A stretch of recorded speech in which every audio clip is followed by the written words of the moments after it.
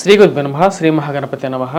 July 12 నుంచి August 25 తారీఖు వరకు చంద్రమాన్ని అనుసరించి గోచార రీత్యా గురువు కుజుడు యొక్క కలయిక అనేది జరగబోతుంది అన్నమాట. వృషభంలో గురువు కుజుడు యొక్క సంయోగం జరగబోతుంది. అంటే రెండు గ్రహాల యొక్క కలయిక రాబోయే 45 రోజులు, అంటే జూలై నుంచి 12వ తారీఖు నుంచి 45 రోజుల పాటు ఈ యొక్క కలయిక అనేది ఉంటుంది. ఇది ఎటువంటి ఫలితాన్ని ఇస్తుంది అనేది చూద్దాం. శ్రీ గురుభ్యో నమః. శ్రీ మహాగణపతి నమః. కుజుడు గురువు యొక్క కలయిక అనేది జరగబోతున్నది. జూలై 12వ తారీఖు నుంచి ఆగస్టు 25వ తారీఖు వరకు కుజుడు గురువు కలిసి వృషభ రాశిలో సంచారం చేయబోతున్నారు అన్నమాట. ఇటువంటి పరిస్థితి గోచార రీత్యా ఎటువంటి ఫలితాన్ని మీనరాశి వారికి ఇవ్వబోతుంది అనేది చూద్దాం. ముఖ్యంగా మీనరాశి వారిని గమనించినట్లయితే చతుర్థంలో రవి అనుకూలమైనటువంటి ఫలితాలు ఇవ్వట్లేదు. కానీ జూలై 12వ తారీఖున వచ్చేటప్పటికి కుజుడు తృతీయంలోకి రావటం వల్ల అది పూర్తి అనుకూలమైనటువంటి ఫలితాలుగా మారబోతుంది అన్నమాట మీనరాశి వారికి. ఇది ఉద్యోగరీత్యా వ్యాపార రీత్యా కూడా అనుకూలమైనటువంటి ఫలితాలు ఇవ్వగలుగుతుంది. జన్మరాశిలో సంచారం చేస్తున్నటువంటి రాహు ఈ యొక్క రాశి వారికి వచ్చేటప్పటికి అనుకూలమైనటువంటి ఫలితాలు ఇవ్వట్లేదు. కానీ తృతీయంలోకి కుజుడు ఎప్పుడైతే సంచారం చేస్తాడో కుజుడికి గురువుకి వచ్చేటప్పటికి మిత్రత్వం అనేది ఉంది. అది అనుకూలమైనటువంటి ఫలితాలు ఇవ్వడానికి కుజుడిని ఎంకరేజ్ చేస్తుంది అన్నమాట. ముఖ్యంగా వచ్చేటప్పటికి నూతన ఉద్యోగ ప్రయత్న సంబంధితమైన విషయాల్లో అనుకూలంగా ఉంటుంది. ధైర్యాన్ని ఇవ్వగలుగుతుంది అన్నమాట. అంటే ఏదైనా విషయం చేసేటప్పుడు ఆ యొక్క విషయంలో వీరు ముందడుగు వేయగలిగినటువంటి శక్తిని ఇవ్వగలుగుతుంది కుజుడు తృతీయంలో ఉన్నప్పుడు. పేరు ప్రఖ్యాతుల విషయంలో ఉన్నతమైనటువంటి స్థాయిలో ఉన్నటువంటి స్త్రీ పురుషులతో సత్సంబంధాలను కూడా కలిగించగలుగుతుంది. కొత్త అవకాశాలను ఇవ్వగలుగుతుంది. నూతన వ్యాపార ప్రయత్నాలను ఒక అడుగు ముందుకు వెళ్ళగలుగుతారు అన్నమాట ఈ రాశివారు. చతుర్థంలో ఉన్నటువంటి రవి కొన్నిసార్లు ఈ రాశి వారిని అడ్డంకి కలిగిస్తూ ఉంటాడు. రవి ఎప్పుడైతే చతుర్థంలో ఉంటాడో సెల్ఫ్ డ్రైవింగ్ విషయంలో కొన్ని జాగ్రత్తలు అనేది తీసుకోవాల్సినటువంటి ముఖ్యమైనటువంటి సూచన. ఎందుకంటే చతుర్థంలో ఉన్నటువంటి రవి ప్రతికూలమైనటువంటి ఫలితాలు వేస్తాడు. ధనక్షయ కారకుడుగా కూడా మారతాడు అన్నమాట. ధనక్షయ కారకం అంటే డబ్బులు సమయానికి ఏదో విధంగా ఖర్చు అయిపోవటం, మోసపూరితమైనట్టు ధనక్షయ కారకంగా మారటం, ఫైనాన్షియల్గా వచ్చేటప్పటికి ఏదో ఒక విషయంలో డబ్బు సమయానికి అందకుండా ఉండటం అనేది జరుగుతూ ఉంటుంది. ఆ విషయంలో తగు జాగ్రత్తలు తీసుకోవాల్సినటువంటి ముఖ్యమైనటువంటి సూచన. ఈ రాశి వారికి వచ్చేటప్పటికి ప్రతికూలమైనటువంటి ఫలితాలుగానే చెప్పచ్చు. ముఖ్యంగా ఈ రాశి వారిని వచ్చేటప్పటికి తల్లిగారి ఆరోగ్య సంబంధితమైన విషయాల్లో తగు జాగ్రత్తలు తీసుకోవాలి. జన్మరాశిలో ఉన్నటువంటి రాహువు, సప్తమంలో ఉన్నటువంటి కేతువు వైవాహిక జీవితంలో సామరస్యంగా ఉండడానికి ఎక్కువగా ప్రయత్నం చేయాలి. ప్రేమ మరియు అదేవిధంగా ప్రేమ సంబంధితమైన వ్యవహారాలు, లివింగ్ రిలేషన్షిప్స్ యొక్క విషయాల్లో కూడా తగు జాగ్రత్తలు తీసుకోవాల్సినటువంటి ముఖ్యమైనటువంటి సూచన. ఈ రాశి వారికి వచ్చేటప్పటికి కుజుడు యోగకారకుడు. ఇది వచ్చేటప్పటికి కాంట్రాక్ట్స్, బిల్డర్స్ ఎవరైతే ఉంటారో వీరికి అనుకూలిస్తుంది అన్నమాట. యాక్చువల్గా మీనరాశి వారికి ఈ రాబోతున్నటువంటి 12వ తారీఖు నుంచి ఒక 45 రోజుల పాటు ఈ యొక్క కన్స్ట్రక్షన్ ఫీల్డ్లో ఉన్నటువంటి వారు కాంట్రాక్టర్స్కి కొంచెం సానుకూలంగా ఉంటుంది. ఫైనాన్షియల్ రొటేషన్ అనేది మళ్ళీ పెరుగుతుంది. మళ్ళీ కొంచెం మూమెంట్ అనేది తీసుకోవడం జరుగుతుంది.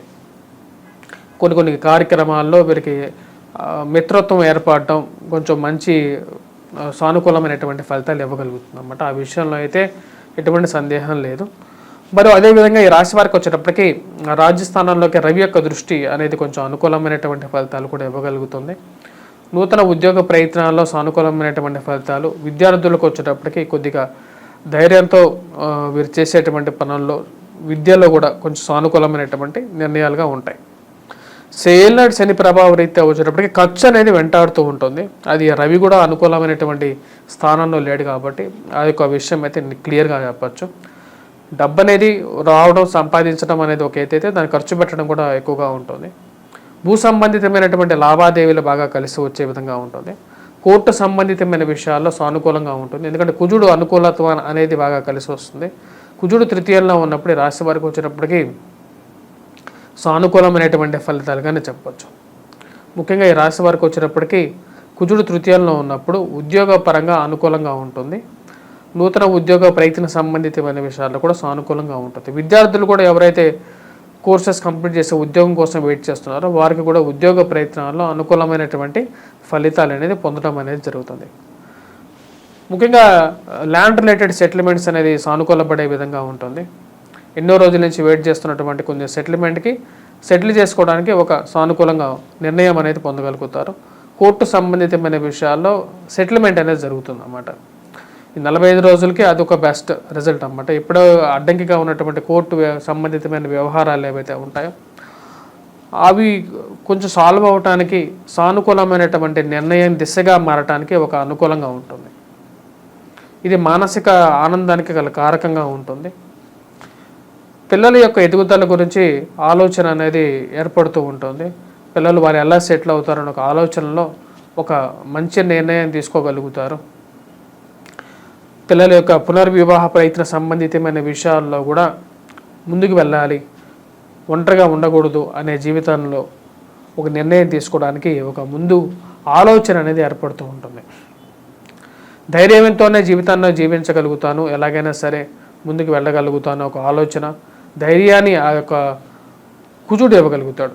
కుజుడు అంటే ఎవరు? కుజుడు సాక్షాత్తుగా శివుడి యొక్క కుమారుడు అన్నమాట.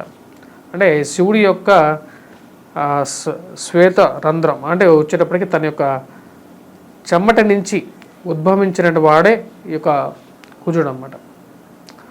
భూమాత తనని పరిరక్షిస్తూ ఉంటుంది. అటువంటి కుజుడి యొక్క శుభ పరిణామం అనేది వీరికి ఏర్పడగలుగుతుంది. భూ సంబంధితమైనటువంటి ఇన్వెస్ట్మెంట్స్ అనేవి లాభించే విధంగా ఉంటుంది.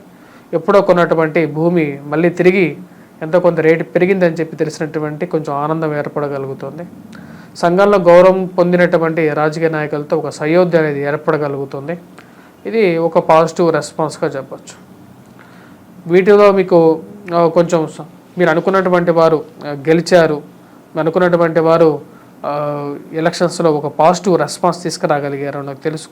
ఒక మానసికంగా కూడా మీకు ఆనందం కలిగించేటువంటి పరిణామంగా ఏర్పడుతూ ఉంటుంది. ఓవరాల్గా ఈ రాశి వారు ఎటువంటి పరిహారాలు చేసుకోవాలి అనేది కూడా చూద్దాం. మీనరాశి వారికి మెయిన్గా వచ్చేటప్పటికి రాహువు సరైనటువంటి స్థితిలో లేడు. రాహువు జన్మరాశిలో ఉన్నప్పుడు ప్రతిసారి తీసుకోవాల్సినటువంటి నిర్ణయాలలో ముందుకి వెనక్కి ఆలోచన అనేది ఎక్కువగా వీరిని ఆపుతూ ఉంటుంది. జరగాల్సినటువంటి పనుల్లో వచ్చేటప్పటికి మధ్యలో ఏదో ఒక అవరోధం అనేది ఏర్పడుతూ ఉంటుంది. దానికి రాహు యొక్క ప్రతికూలత అనేది మెయిన్ ప్రాబ్లంగా ఉంటుంది. మరియు అదేవిధంగా వైవాహిక జీవితంలో ప్రశాంతతకు కూడా భగ్నం కలిగించడానికి కేతువు సప్తమంలో ఉన్నాడు. రాహుకేతువులకి వచ్చేటప్పటికి ముఖ్యంగా దుర్గాదేవిని పూజించడం, కేతువు వచ్చేటప్పటికి అంటే వైవాహిక జీవితంలో భార్యాభర్తల మధ్య నమ్మకమే జీవితం కాబట్టి ఆ యొక్క నమ్మకమైనటువంటి జీవితంలో ముందుకు వెళ్ళాలి అంటే కేతువు యొక్క ప్రభావం అనేది చాలా ముఖ్యం. సో వినాయకుడిని పూజించడం అనేది కూడా ఒక ముఖ్యమైనటువంటి సూచన. తదుపరి వచ్చేటప్పటికి రాశి వారికి రవి యొక్క అనుకూలత అనేది చాలా ముఖ్యం. రవి చతుర్థంలో ఉన్నాడు. ఆగస్టు 15వ తారీఖు వరకు కూడా చతుర్థంలో కొనసాగుతూ ఉంటాడు అన్నమాట. చతుర్థంలో ఉన్నప్పుడు రవి అనుకూలమైనటువంటి ఫలితాలు ఇవ్వడం, పంచమంలోకి వెళ్ళినా సరే రవి అనుకూలమైనటువంటి ఫలితాలు ఇవ్వడం. అంటే సెప్టెంబర్ 15వ తారీఖు వరకు రవి అనుకూలత బాగోలేదు. కానీ కుజుడు ఆగస్టు 25వ తారీఖు వరకు ఒక మంచి ఫలితాన్ని ఈ రాశి వారికి ఇవ్వగలుగుతాడు. సో రవి యొక్క అనుకూలత రీత్యా వచ్చేటప్పటికి రాశివారు ముఖ్యంగా వచ్చేటప్పటికి చేసుకోవాల్సినటువంటి పరిహారం సూర్యారాధన అనేది చాలా ముఖ్యం. అది చేసుకున్నట్లయితే సానుకూలమైనటువంటి ఫలితాలు ఈ రాశివారు పొందడం అనేది జరుగుతుంది. ఒక పాజిటివ్ రిజల్ట్స్ రావడం అనేది జరుగుతుంది. విద్యార్థులకి కూడా సానుకూలమైనటువంటి ఫలితం. సూర్యారాధన చేయాలి అంటే సూర్య నమస్కారాలు చేసుకున్నట్లయితే సానుకూలమైనటువంటి ఫలితాలు పొందడం అనేది జరుగుతుంది.